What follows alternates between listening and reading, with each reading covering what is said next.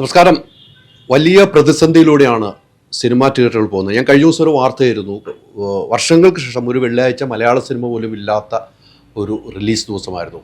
ഇതുമായി ബന്ധപ്പെട്ട് ഞാൻ പല ആളുകളുമായി അന്വേഷിച്ചു. ഇന്ന് ഇതുമായി ബന്ധപ്പെട്ട് ഫിയോക്കിൻ്റെ ഒരു എക്സിക്യൂട്ടീവ് യോഗമുണ്ടായിരുന്നു. ഇതിനുശേഷം ഫിയോക്കിൻ്റെ പ്രസിഡന്റ് വിജയകുമാർ തന്നെ എന്നോടൊപ്പം ചേരുകയാണ്. വലിയ പ്രതിസന്ധിയിലൂടെയാണ് സിനിമാ തിയേറ്റർ വ്യവസായം പോകുന്നതെന്നാണ് എനിക്ക് മനസ്സിലാക്കാൻ കഴിയുന്നത്. ഇന്നത്തെ എക്സിക്യൂട്ടീവ് യോഗത്തിലേക്ക് എന്തായിരുന്നു തീരുമാനങ്ങൾ?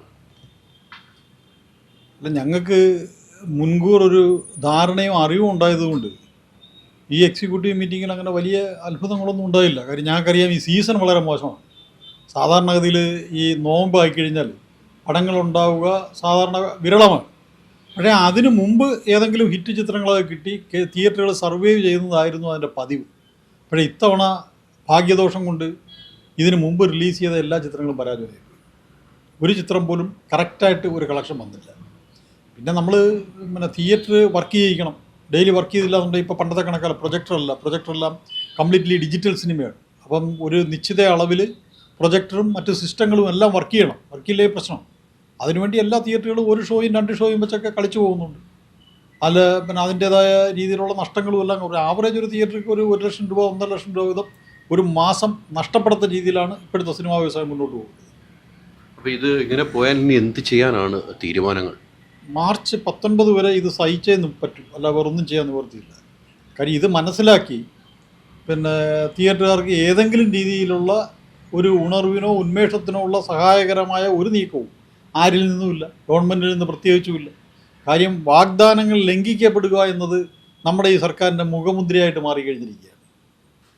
ഒരു വാഗ്ദാനങ്ങൾ കൊടുക്കുക, പ്രലോഭനങ്ങൾ കൊടുക്കുക, അതിൽ നിന്ന് പിന്മാറുക, അത് നടപ്പാക്കാതിരിക്കുക, ഇതൊക്കെയാണ് ഇന്നത്തെ ഗവൺമെൻറ് മുഖമുദ്രകൾ. കാര്യം ഇപ്പം 6 മണിക്ക് ശേഷമാണ് തിയേറ്ററുകളിൽ ഏതെങ്കിലും ഒരു ഷോയെങ്കിലും ഓടുന്നത്. 6 മണി മുതൽ 10 മണി വരെ പ്രത്യേക താരിഫാണ് ഇലക്ട്രിസിറ്റി. അതിന് കറണ്ട് ചാർജ് മിനിമം 50% കൂടുതലാണ് ഓരോ തിയേറ്ററിനും. പിന്നെ 1 രൂപയെങ്കിൽ 1 രൂപ ക്ഷേമനിധിയിലേക്കായാലും ചലച്ചിത്ര അക്കാദമിയിലേക്കായാലും KSFDCയിലേക്കായാലും എൻ്റർടൈൻമെൻറ്റ് ടാക്സ് ആയാലും അത് പിടിച്ചു മേടിക്കാൻ അവർക്കെല്ലാം ഭയങ്കര ഉത്സാഹമാണ്. പക്ഷേ ഇതൊക്കെ കഴിയുമ്പോഴത്തേക്ക് തിയേറ്ററുകാരൻ്റെ വീട്ടിൽ എന്ത് ചെയ്യുന്നു, തിയേറ്ററുകാരൻ എന്ത് ചെയ്യുന്നു എന്നുള്ളത് അന്വേഷിക്കാൻ ഇവിടെ സർക്കാരുമില്ല, ആരുമില്ല. അതാണ് ഇന്നത്തെ സ്ഥിതി. നിലവിൽ സർക്കാരുമായിട്ട് ചർച്ച നടത്തിയിരുന്നു, ഒരു സമരപ്രഖ്യാപനമൊക്കെ വന്നിരുന്നു അല്ലേ? എല്ലാവരും ചേർന്ന് സമരപ്രഖ്യാപനം വന്നിരുന്നു. അന്ന് സർക്കാരുമായിട്ട് ചർച്ച നടത്തിയിരുന്നു. സർക്കാർ ആനുകൂല്യങ്ങൾ ചെയ്യാമെന്ന് പറഞ്ഞു. ഇതിനു മുമ്പും അങ്ങനെ സർക്കാർ പറഞ്ഞു. പക്ഷേ ഇത്തവണ നിങ്ങൾ വളരെ പ്രതീക്ഷയായിരുന്നു സർക്കാരിൻ്റെ ഭാഗത്തു നിന്ന് എന്തെങ്കിലും ഉണ്ടാകുമെന്ന്. അതിനുശേഷം ഒന്നും ഉണ്ടാകാത്ത നിലയിലേക്ക് ഒരു സമരമല്ലാതെ, ഒരു സമരത്തിലൂടെ കണ്ണു തുറക്കില്ല എന്നാണോ സർക്കാർ? അല്ലെ, സർക്കാരുമായിട്ട് ചർച്ചയ്ക്ക് പോയെന്നുണ്ടെങ്കിലും സത്യത്തിൽ എനിക്ക് വലിയ പ്രതീക്ഷയൊന്നുമില്ലായിരുന്നു. കാര്യം വെച്ചാൽ കഴിഞ്ഞ 9.5 വർഷമായിട്ട് നിരന്തരമായി സർക്കാരുമായിട്ട് ചർച്ച ചെയ്യുന്ന ഒരു വ്യക്തിയാണ്. അപ്പോൾ ഈ ചർച്ചകളിലെല്ലാം അവർ എല്ലാ കാര്യങ്ങളും സാധിച്ചു തരാമെന്ന് പറയും, ഒന്നും ചെയ്തില്ല. അതായത് എന്തിനേറെ നമ്മുടെ കോവിഡ് സമയത്ത് ചെയ്തു തരാമെന്ന് പറഞ്ഞാൽ ബിൽഡിംഗ് ടാക്സ് ഇളവ് പോലും ചെയ്തു തന്നില്ല. അന്ന് മുഖ്യമന്ത്രി, നമ്മുടെ ബഹുമാനപ്പെട്ട മുഖ്യമന്ത്രി പ്രസ് മീറ്റിൽ ഞങ്ങളുടെയൊക്കെ ഒപ്പം ഇരുന്ന് പറഞ്ഞതാണ് കോവിഡ് സമയത്ത് ബിൽഡിംഗ് ടാക്സ് ഒഴിവാക്കി തരാം. പിന്നെ അതേ നിമിഷം തന്നെ തൊട്ടടുത്ത മാസം അവരെല്ലാം നിഷേധിക്കപ്പെട്ടു. അങ്ങനെ സിഎം പറഞ്ഞിട്ടേ ഇല്ല. അങ്ങനെ ഒരൊറ്റ സിനിമാ തിയേറ്ററുകൾക്കും ഈ കോവിഡ് സമയത്ത് ബിൽഡിംഗ് ടാക്സ് പോലും ഒഴിവാക്കപ്പെട്ടില്ല. അതാണ് സ്ഥിതി. അപ്പോൾ ഈ അനുഭവം ഉണ്ടായതുകൊണ്ട് തന്നെ ഞങ്ങൾക്കിതിൽ വലിയ പ്രതീക്ഷയൊന്നുമില്ലായിരുന്നു. അപ്പോൾ സമരമായിട്ട് മുന്നോട്ട് പോകാം എന്ന് തന്നെയായിരുന്നു ഞങ്ങളുടെ തീരുമാനം. പക്ഷേ ഒരു ചേംബറിൻ്റെ പുതിയ ഭരണസമിതി വന്നു. അവർക്ക് ഗവൺമെൻറ്റിൽ വലിയ വിശ്വാസമാണെന്ന് പറഞ്ഞു. ശരി, ചർച്ചയ്ക്ക് പോകാമെന്ന് പറഞ്ഞു. ചർച്ചയ്ക്ക് പോയി. ചർച്ച കഴിഞ്ഞപ്പോഴേ നമ്മൾ മനസ്സിൽ വിചാരിച്ചത് ഒന്നും നടക്കാൻ പോകുന്നില്ല. എല്ലാ മന്ത്രി അംഗീകരിച്ചു എന്നുള്ളതാണ് സത്യം. ഡബിൾ ടാക്സ് അന്യായമാണെന്നും ഇലക്ട്രിസിറ്റി താരിഫ് വളരെ കൂടുതലാണെന്നും ചലച്ചിത്ര അക്കാദമിയിലേക്കും KSFDCയിലേക്കും പിരിക്കുന്ന കാശ് അന്യായമാണെന്നും ഫയർ NOC കിട്ടാത്ത തിയേറ്ററുകൾക്ക് ലൈസൻസ് കിട്ടാത്തത് വളരെ പ്രശ്നമുണ്ടാക്കുന്നതാണെന്നും ഇതെല്ലാം മന്ത്രി സമ്മതിച്ചു. കാര്യം നമുക്ക് അങ്ങോട്ടൊന്നും പറയേണ്ടി വന്നില്ല. പ്രശ്നങ്ങളെല്ലാം അദ്ദേഹത്തിൻ്റെ മുമ്പിലുണ്ട്. ഓരോരോ പോയിൻ്റായിട്ട് പറഞ്ഞ് അദ്ദേഹം ഇതെല്ലാം സമ്മതിക്കുകയാണ് ചെയ്തത്. എന്നിട്ട് പറഞ്ഞ് വിത്തിൻ 14 days ഇതെല്ലാം ശരിയാക്കി കഴിയുമെന്ന് പറഞ്ഞു. ഇപ്പോൾ ഏകദേശം 2 മാസം കഴിഞ്ഞ് പതിവ് പോലെ അതെല്ലാം തിരസ്കരിക്കപ്പെട്ട് വിസ്മരിക്കപ്പെട്ടു. ഇതെല്ലാം അനുഭവം ഉണ്ടായതുകൊണ്ട് ഞങ്ങൾക്ക് ഇതൊന്നും ഒരു അതിശയമല്ല. ഇങ്ങനെ തന്നെ സംഭവിക്കുമെന്നറിയാം. ഇപ്പോൾ ചേംബറിൻ്റെ കാര്യം പറഞ്ഞു. എല്ലാ ഭരണസമിതിയും, ഇപ്പോൾ നിർമ്മാതാക്കളാണെങ്കിലും ശരി, ഡിസ്ട്രിബ്യൂട്ടർ അസോസിയേറ്റ് ആണെങ്കിലും പല സംഘടനകൾ, ഇവരെല്ലാവരും ഒരുമിച്ച് ഫിയോക്കിൻ്റെ കൂടെ നിൽക്കുന്നില്ല എന്ന് വല്ലതും തോന്നലുണ്ടോ? അങ്ങനൊന്നുമില്ല. എല്ലാവരും ഇപ്പോഴും മുമ്പെങ്ങും ഇല്ലാത്ത രീതിയിൽ കേരളത്തിലെ എല്ലാ സിനിമാ തിയേറ്റർ സംഘടനകളും ഒരുമിച്ചാണ് നിൽക്കുന്നത്. കാര്യം സിനിമയ്ക്ക് ഇപ്പോൾ താല്പര്യം ഒന്നേല്ലേ ഉള്ളൂ. കാര്യം ജനങ്ങളെ തിയേറ്ററിലെത്തിക്കുക എന്നുള്ളതാണ് എല്ലാ സിനിമാക്കാരുടെയും ഇപ്പോഴത്തെ ലക്ഷ്യം. അല്ലാതെ പണ്ടത്തെ കൂട്ട് OTT കണ്ട് സിനിമ എടുക്കുവോ ഇല്ലെങ്കിൽ വേറെ ഒരു പ്ലാറ്റ്ഫോമുകളിലേക്കും സിനിമ കൊടുത്തിട്ട് ഒരു രക്ഷയുമില്ല. ആർക്കും വേറെ ഒരു പ്ലാറ്റ്ഫോമിലേക്കും തൽക്കാലം സിനിമ വേണ്ട എന്ന നിലപാട് എല്ലാവരും വ്യക്തമാക്കിയപ്പോഴത്തേക്ക് എല്ലാവരുടെയും കണ്ണ് തിയേറ്ററുകളിലേക്കായി. തിയേറ്ററുകളിൽ പ്രേക്ഷകൻ കാണുന്ന സിനിമ ഒരുപക്ഷെ നിങ്ങൾ ഓർക്കുന്നുണ്ടായിരിക്കും, ഇത് ആദ്യം മുതലേ OTT ഇറങ്ങിയ കാലം മുതൽ തന്നെ ഞാൻ വാദിച്ചുകൊണ്ടിരിക്കുന്ന ഒരു കാര്യമാണ്. പ്രേക്ഷകൻ തിയേറ്ററിൽ കാണുന്ന സിനിമ ഉണ്ടാക്കിയെങ്കിൽ മാത്രമേ സിനിമ നിലനിൽക്കൂ. സിനിമ തിയേറ്ററുകളാണ് കേരളത്തിലെ സിനിമയുടെ എല്ലാം. തിയേറ്ററുകൾ നിലനിന്നാൽ സിനിമ നിലനിൽക്കും, ഇല്ലേ വലിയ ബുദ്ധിമുട്ടാണ്. അതുകൊണ്ട് തന്നെ കേരളത്തിലെ സിംഗിൾ തിയേറ്ററുകളെ നിലനിർത്താനായി എല്ലാ വിഭാഗങ്ങളും ഇപ്പോൾ മാക്സിമം പരിശ്രമിക്കുന്നുണ്ട്. അവരിൽ നിന്ന് എല്ലാ സഹായങ്ങളും കിട്ടുന്നുണ്ട്. സിനിമ തിയേറ്ററിൽ വന്ന് കാണുന്ന പ്രേക്ഷകന് വേണ്ടിയുള്ളതാണെന്നുള്ള ധാരണ എല്ലാവരിലും ഉണ്ടായിട്ടുണ്ട്. സംവിധായകരിലും നടന്മാരിലും ഒക്കെ ഉണ്ടായിട്ടുണ്ട്. അതൊരു നല്ല ലക്ഷണമാണ്. അപ്പം ലക്ഷ്യം ഒന്നായതുകൊണ്ട് തന്നെ എല്ലാവരും ഒരുമിച്ച് നിൽക്കുന്നുണ്ട്. ഇപ്പം നിലവിൽ പല തിയേറ്ററിലും അടഞ്ഞു കിടക്കുന്നു എന്ന് തന്നെയാണ് എനിക്ക് മനസ്സിലാക്കാൻ കഴിയുന്നത്. ഇപ്പം വൈകുന്നേരം ഒരു ഷോയ്ക്ക് മാത്രം തുറക്കുന്ന കുറേ തിയേറ്ററുകൾ, ഈ അടഞ്ഞു കിടക്കുന്ന തിയേറ്ററിലൊക്കെ വലിയ ബുദ്ധിമുട്ട് അനുഭവിക്കാൻ, ലോൺ അടയ്ക്കണം, അങ്ങനത്തെ ഒരു കണക്കുകളൊക്കെ ലഭിച്ചിട്ടുണ്ടോ? അല്ല, മിക്ക തിയേറ്ററുകളും അല്ല, കേരളത്തിലെ 100% തിയേറ്ററുകളും അടഞ്ഞു കിടക്കുക. 100% തിയേറ്ററുകളും അടഞ്ഞു കിടക്കുക. കാര്യം ഞാൻ നേരത്തെ പറഞ്ഞ കണക്ക് പേരിന് ഒരു ഷോയൊക്കെ ഇട്ട് കളിക്കുന്നത് അത് ഞങ്ങളുടെ ഉപകരണങ്ങൾ നാശമാവാതിരിക്കാൻ വേണ്ടിയാണ്. അല്ലാതെ ഫലത്തിൽ കേരളത്തിലെ 100% തിയേറ്ററും അടഞ്ഞു കിടക്കുകയാണ്. അതിൻ്റെ സാമ്പത്തിക ബുദ്ധിമുട്ടുകളെ പറ്റി എല്ലാവരും പറയുന്നുണ്ട്. എങ്ങനെ ലോൺ അടയ്ക്കാൻ പറ്റും, എങ്ങനെ ഇലക്ട്രിസിറ്റി ചാർജ് അടയ്ക്കാൻ പറ്റും എന്നുള്ള വ്യാകുലത എല്ലാവരിലുമുണ്ട്. പക്ഷേ അത് എങ്ങനെയെങ്കിലും തരണം ചെയ്യാതെ വരെ നിവൃത്തിയില്ല. ഇനി ഏതെങ്കിലും കൊള്ളപ്പലിശക്കാരെ ഇനിയും ആശ്രയിക്കേണ്ടി വരും. ഇനി അടുത്ത മാർച്ച് 19 മുതൽ കളിക്കുന്ന പടങ്ങളുടെ എല്ലാ ലാഭവും അവർക്ക് മുതലും പലിശയും തീർത്ത് കൊടുക്കേണ്ടി വരും. അത് തന്നെയാണ് സംഭവിക്കാൻ പോകുന്നത്. ഇപ്പം കഴിഞ്ഞ തവണയൊക്കെ ഇങ്ങനെ പ്രതിസന്ധി നമ്മൾ പറഞ്ഞു, എമ്പുരാൻ നമ്മളെ കടം വീട്ടി തന്നു. അങ്ങനെ കുറേ സിനിമകൾ ഇനിയും വരുന്നുണ്ട്. ഇനി നമ്മൾ പ്രതീക്ഷ വെക്കുന്ന സിനിമകളുണ്ടോ? തിയേറ്ററുകാർക്ക് ഒരു പ്രതീക്ഷ ഉണ്ടാകുന്ന സിനിമകൾ. ഇനി ആടുത്തിരി വരാൻ വരുന്നു, ദൃശ്യം വരാൻ പോകുന്നു, മോഹൻലാൽ മമ്മൂട്ടി അഭിനയിച്ച സിനിമ വരാൻ പോകുന്നു. അപ്പം ഇങ്ങനെ പ്രതീക്ഷ എത്രമാത്രമുണ്ട് ഇനി വരുന്ന സിനിമകളിൽ? പണ്ട് നമുക്ക് പേരെടുത്ത് പറയത്തക്ക 1-2 സിനിമയായിരുന്നു വരുന്നത്. ഇന്നിപ്പോൾ അതല്ല. മാർച്ച് 19 മുതൽ ആക്ച്വലി മെയ് 30 വരെ വരുന്ന എല്ലാ ചിത്രങ്ങളിലും നമുക്ക് വലിയ പ്രതീക്ഷയുള്ളൂ. അത് നമുക്കറിയാൻ പറ്റും. ഒരു റിലീസിൻ്റെ ആ ഒരു പട്ടിക കണ്ടു കഴിഞ്ഞാൽ തന്നെ മാർച്ച് 19 4-5 ചിത്രങ്ങളുണ്ട്. ഇതെല്ലാം പ്രതീക്ഷയുള്ള പടങ്ങളാണ്. ഏപ്രിൽ 2 2 പടങ്ങളുണ്ട്. അത് അതിനേക്കാൾ പ്രതീക്ഷയുള്ള പടങ്ങളാണ്. ഏപ്രിൽ 9 ഒരു പടമുണ്ട്. അത് അതിഭയങ്കര പടമാണ്. പിന്നെ ഏപ്രിൽ 23 ഇന്ന് വരെ മലയാള സിനിമ കണ്ടിട്ടുള്ള ഏറ്റവും വലിയ പടമാണ് വരുന്നത്. മമ്മൂട്ടി, മോഹൻലാൽ, ഫഹദ് ഫാസിൽ, കുഞ്ചാക്കോപ്പൻ എന്നിവരെല്ലാം കൂടെ ഒന്നിച്ച ഒരു പടമാണ് വരുന്നത്. അതിൽ തിയേറ്ററുകാരുടെ പ്രതീക്ഷ വാനോളമാണ്.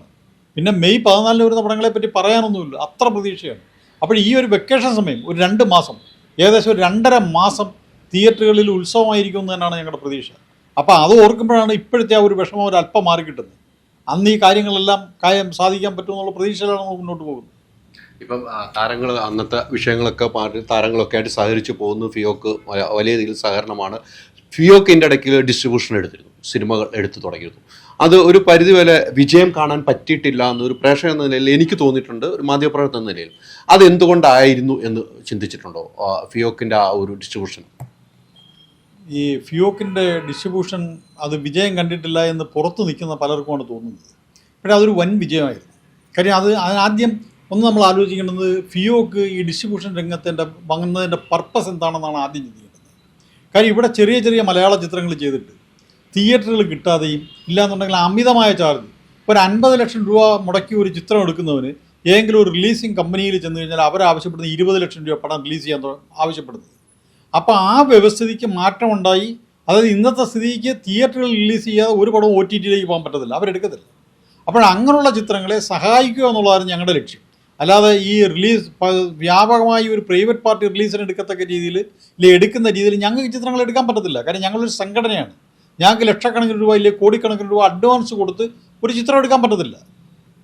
അപ്പോൾ ആ സ്ഥിതിയിൽ ഇങ്ങനെ റിലീസ് ചെയ്യാൻ തിയേറ്ററിക്കൽ റിലീസിന് വേണ്ടി ബുദ്ധിമുട്ടി നിൽക്കുന്ന നിർമ്മാതാക്കളെ സഹായിക്കുക എന്നുള്ള ലക്ഷ്യത്തോടെയാണ് ഞങ്ങൾ റിലീസിനെത്തിയത്. അത് ഇന്നും നടക്കുന്നുണ്ട്. ചെറിയ ചെറിയ ചിത്രങ്ങൾ, അതായത് ഞങ്ങളില്ല എന്നുണ്ടെങ്കിൽ ഒരിക്കലും തിയേറ്ററിൽ വരാൻ സാധ്യതയില്ലാത്ത ചിത്രങ്ങൾ, ആ ചിത്രങ്ങളാണ് ഇപ്പോൾ ഞങ്ങൾ റിലീസ് ചെയ്തുകൊണ്ടിരിക്കുന്നത്. ഒരു വളരെ ചെറിയൊരു ഫീസ്, ഞങ്ങളുടെ ഒരു വർക്കിംഗ് എക്സ്പെൻസ് മാത്രം കളക്ട് ചെയ്തുകൊണ്ട് ആ ഒരു ചിത്രങ്ങൾ തിയേറ്ററുകളിലേക്ക് എത്തിക്കുന്നുണ്ട്. ആ തിയേറ്ററുകൾ വരുന്നുണ്ട്. ഒരു 30 സ്റ്റേഷൻ 40 സ്റ്റേഷൻ വെച്ച് തിയേറ്ററുകൾ റിലീസ് ചെയ്ത് പോകുന്നുണ്ട്. ഇന്നും മാസത്തിൽ 1-2 ചിത്രങ്ങൾ ഞങ്ങൾ അങ്ങനെ തന്നെ റിലീസ് ചെയ്യുന്നുണ്ട്. അതിൽ പൂർണ്ണമായിട്ടും ലക്ഷ്യം കണ്ടെത്താൻ പറ്റിയെന്നുള്ളതാണ് ഞങ്ങൾ വിശ്വസിക്കുന്നത്. കാര്യം അതിനുശേഷം ഈ ചെറുകിട നിർമ്മാതാക്കളെ കൊള്ളയടിച്ചുകൊണ്ടിരുന്ന ഡിസ്ട്രിബ്യൂഷൻ കമ്പനികളിൽ പലതും അവരുടെ ചാർജ് 25%, 10% ചുരുക്കിയിട്ടുണ്ട്.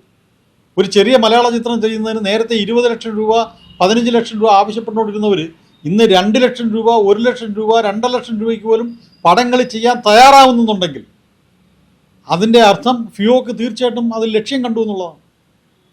ഫിയോക്കിന്റെ ലക്ഷ്യമാണ് ആ ഒരു തീർച്ചയായിട്ടും എല്ലാ ചിത്രങ്ങളും, ചെറിയ ചെറിയ ചിത്രങ്ങൾ പോലും തിയേറ്ററിൽ കൊണ്ടുവരിക എന്നുള്ളതായിരുന്നു ഞങ്ങളുടെ ലക്ഷ്യം. കാര്യം ഒരു ചിത്രം തിയേറ്ററിൽ വന്നെങ്കിലേ അത് OTT പ്ലാറ്റ്ഫോമുകാർക്ക് ആവശ്യമുള്ളൂ. ആ റിലീസിന് മുമ്പ് അത് പറ്റത്തില്ല. അതിനും വിഷമിച്ച് നിന്ന ഒട്ടനവധി തിയേറ്ററുകൾ. ഞങ്ങളിപ്പോൾ ഈ ഒരു ഉദ്യമം തുടങ്ങിയിട്ട് ഏകദേശം 40ഓളം ചിത്രങ്ങൾ ഞങ്ങൾ റിലീസ് ചെയ്തിട്ടുണ്ട്. അത് മറ്റാർക്കും പറ്റുമെന്ന് ഞങ്ങൾ തോന്നുന്നില്ല. അതിലൊരിക്കലും ലാഭേച്ഛ നോക്കിയല്ല ഞങ്ങൾ ചെയ്തിട്ടുള്ളത്. ഒരു പൈസ പോലും പ്രതിഫലം മേടിക്കാതെ ഞങ്ങൾ റിലീസ് ചെയ്ത ചിത്രങ്ങളുണ്ട്. ഒരു 10ഓ 15ഓ തിയേറ്ററുകൾ മാത്രം മതി എന്ന പടങ്ങൾക്ക് ഞങ്ങൾ പ്രതിഫലം മേടിച്ചിട്ടില്ല. മേടിക്കാതെ ചിത്രങ്ങൾ റിലീസ് ചെയ്ത് കൊടുത്തിട്ടുണ്ട്. അതിൻ്റെ അർത്ഥം ഈ ചെറുകിട നിർമ്മാതാക്കളെ സഹായിക്കുക എന്നുള്ള ഒരു ലക്ഷ്യം കൊണ്ട് മാത്രമാണ്. അതുപോലെ തന്നെയാണ് ആദ്യം തൊട്ടുള്ള ഒരു പ്രശ്നമായിരുന്നു അന്യഭാഷാ സിനിമയുടെ റേറ്റുമായി വന്നിട്ട് 50ഉം 55ഉം മരവും. അതിപ്പോഴും ചർച്ചകൾ നടക്കുന്നു. ഇപ്പോഴും അതിൻ്റെ ഒരു ഫലത്തിലേക്ക് എത്തിയതായിട്ട് തോന്നുന്നില്ല. ഇതിൻ്റെ ഇടയ്ക്കൊക്കെ ചർച്ച നടന്നിരുന്നു. പല സിനിമ വന്നപ്പോഴും അതിൻ്റെ ഒരു പ്രശ്നമായിട്ട് ഫിയോക്ക് രംഗത്ത് വരികയും ചെയ്യും, അത് നടക്കില്ല എന്ന്. അത് എങ്ങനെയാണ് അന്യഭാഷാ സിനിമയുടെ ഒരു താരിഫുമായി ബന്ധപ്പെട്ട് തീരുമാനത്തിലേക്ക് എത്താൻ ഇതുവരെ സാധിച്ചിട്ടുണ്ടോ? ഞങ്ങളെ സംബന്ധിച്ചോളം 100% ഞങ്ങൾ ആ താരിഫ് കൊണ്ടാണ് മുന്നോട്ട് പോകുന്നത്. കാര്യം അതിനെപ്പറ്റിയുള്ള ഞങ്ങളുടെ സംശയം, നമ്മുടെ ചിത്രങ്ങൾ അന്യഭാഷയിൽ ചെല്ലുമ്പോൾ, മലയാള ചിത്രങ്ങൾ കർണാടകത്തിലോ തമിഴ്നാട്ടിലോ മഹാരാഷ്ട്രയിലോ തെലുങ്കാനയിലോ റിലീസ് ചെയ്യുമ്പോൾ നമുക്ക് കിട്ടുന്ന ടേംസ് എത്ര? മാക്സിമം 40%. അപ്പോൾ അന്യഭാഷാ ചിത്രങ്ങൾക്ക് മലയാള സിനിമയിൽ എന്തിന് അധികം ടേംസ് കൊടുക്കണം എന്നാണ് ഞങ്ങൾ ഈ ഡിസ്ട്രിബ്യൂട്ടേഴ്സിനോട് ചോദിച്ചത്. അതായത് അന്യഭാഷാ ചിത്രങ്ങൾ മലയാളത്തിൽ റിലീസ് എടുക്കുന്നവർക്ക് ഈ തിയേറ്ററുകാരുടെ നിന്ന് കുത്തിപ്പിഴിച്ച് 10ഓ 15% കൂടുതൽ മേടിച്ചു കൊടുക്കേണ്ടുന്ന ധാർമ്മികത എന്താ? അവർ തന്നെ ഇടപെട്ട് മലയാള സിനിമയ്ക്ക് അന്യഭാഷകളിൽ ടേംസ് കൂടുതൽ വാങ്ങിച്ചു കൊടുക്കുകയല്ലേ ചെയ്യേണ്ടത്. അതില്ലാത്രത്തോളം കാലം അന്യഭാഷാ ചിത്രങ്ങൾക്ക് മലയാളത്തിന് അന്യദേശത്ത് കിട്ടുന്ന അതേ ടേംസ് കൊടുക്കുക, അതേ ടേംസ് മാത്രമേ കൊടുക്കൂ എന്നുള്ളതായിരുന്നു ഞങ്ങളുടെ നിലപാട്. ആ നിലപാടിൽ ഉറച്ചു നിന്നാണ് ഞങ്ങൾ ഇന്നും പോകുന്നത്. പക്ഷേ എന്നിട്ട് പോലും അന്യഭാഷ ചിത്രം കിട്ടുന്നതിനേക്കാൾ ഒരു 10% കൂടുതൽ ടേംസ് ഞങ്ങൾ അന്യഭാഷ ചിത്രങ്ങൾക്ക് മലയാളത്തിൽ കൊടുക്കുന്നുണ്ട്. കാര്യം മലയാളം അന്യദേശത്ത് റിലീസ് ചെയ്യുമ്പോൾ 40% ടേംസാണ് കൊടുക്കുന്നത്. പക്ഷേ അന്യഭാഷാ ചിത്രങ്ങൾ മലയാളത്തിൽ റിലീസ് ചെയ്യുമ്പോൾ ഞങ്ങൾ മിനിമം 50% ടേംസ് കൊടുക്കുന്നുണ്ട്. അത് ആ ചിത്രങ്ങളും അതെടുക്കുന്ന നിർമ്മാതാക്കളുമായിട്ടുള്ള ആ ഒരു സഹകരണത്തിൻ്റെ പുറത്താണ് കൊടുക്കുന്നത്. അത് ഇന്നും ഞങ്ങൾ അങ്ങനെ തന്നെ കൊടുക്കുന്നുള്ളൂ. അതിൽ കൂടുതൽ വേണം എന്ന് വാശി പിടിക്കുന്നവരുടെ പടങ്ങൾ ഞങ്ങൾ കളിക്കുന്നില്ല. അത്രയേ ഉള്ളൂ കാര്യം. അല്ല, അങ്ങനെ വാശിപിടുത്തം ഇപ്പോഴും ഉണ്ടോ? ഇടയ്ക്കിടയ്ക്കൊക്കെ 1-2 പേര് വാശി പിടിക്കും. പിന്നെ അവരുടെ ചിത്രങ്ങൾ തിയേറ്ററിൽ വരാതാകുമ്പോൾ അവർ ആ വാശി കളഞ്ഞിട്ട് 2-ൻ്റെയും 3-ൻ്റെയും പടങ്ങൾ തരും. അത്രയേ ഉള്ളൂ. പിന്നെ ഈ പടം എടുത്തുകൊണ്ട് വരുന്നവർക്ക് വലിയ നിർബന്ധമില്ല. കാര്യം ഒരു ചിത്രം ഉദാഹരണം ഒരു തമിഴ് പടം തന്നെ മലയാളത്തിൽ ഡിസ്ട്രിബ്യൂഷൻ എടുത്തുകൊണ്ട് വരുന്ന പാർട്ടിക്ക് അവർക്കറിയാം മലയാളത്തിൽ ഇത്ര ശതമാനം ടേംസ് കിട്ടുമെന്ന് അവർക്കറിയാം. അവരതിന് തരാനും തയ്യാറാണ്. പക്ഷേ ഇതിനിടയിൽ നിൽക്കുന്ന കക്ഷികളുണ്ട്. അവർ മനഃപൂർവ്വം പ്രശ്നങ്ങൾ ഉണ്ടാക്കാനായിട്ട്, അല്ല നിങ്ങൾ ഇത്ര ശതമാനം ടേംസ് കൂടുതൽ മേടിക്കണം എന്ന് നിഷ്കർഷിക്കുന്ന ചില അവസരങ്ങൾ ഉണ്ടായിട്ടുണ്ട്. അതിനെയൊക്കെ നമ്മൾ നേരിട്ടിട്ടുമുണ്ട്. നിലവിൽ 50% തന്നെ ഉറച്ചു നിൽക്കും. അന്യഭാഷാ ചിത്രങ്ങൾക്ക്, ഏത് അന്യഭാഷാ ചിത്രങ്ങൾക്കും 50%ആണ് ഞങ്ങളുടെ ടേംസ്. പിന്നെ അമിത വിലയ്ക്ക് മലയാളത്തിൽ ഡിസ്ട്രിബ്യൂഷൻ എടുക്കുന്ന ചില വലിയ ചിത്രങ്ങളുണ്ട്. അതിന് മാനുഷിക പരിഗണന വെച്ച് ഞങ്ങൾ 55% കൊടുക്കും.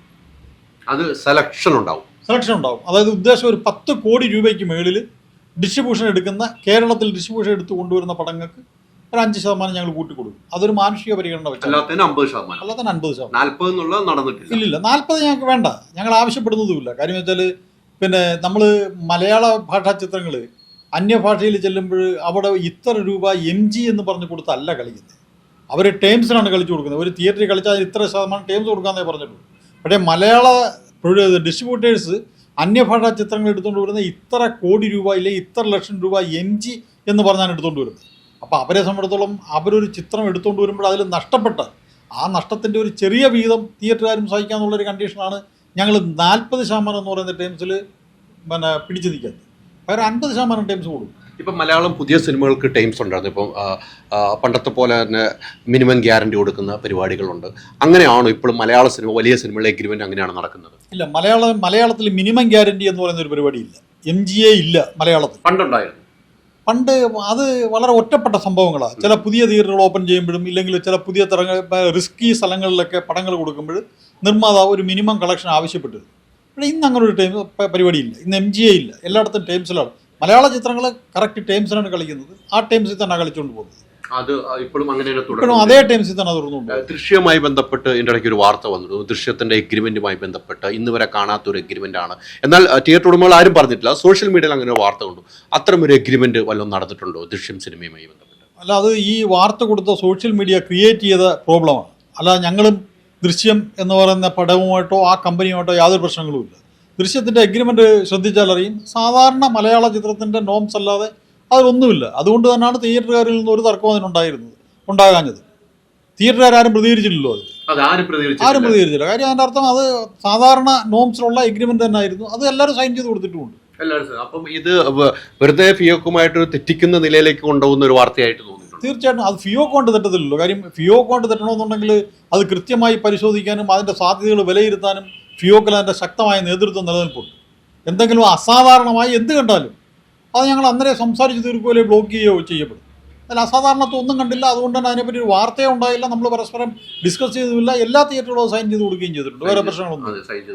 അതെ, പ്രതീക്ഷയിലെ ഒരു കാലമാണ്. അടുത്ത മാസം തൊട്ട് മാർച്ച് വരെയുള്ള പ്രതീക്ഷയുടെ ഒരു കാലഘട്ടത്തിലേക്കാണ് പോകുന്നത്. ഇനി കാത്തിരുന്ന് കാണണം. പക്ഷേ കഴിഞ്ഞ തവണത്തെക്കാളും ഒരു പ്രതിസന്ധി വീണ്ടും കൂടിയിട്ടുണ്ട് തിയേറ്റർ ഉടമകൾക്കെന്നുള്ള കാര്യത്തിൽ യാതൊരു ഡൗട്ടുമില്ല.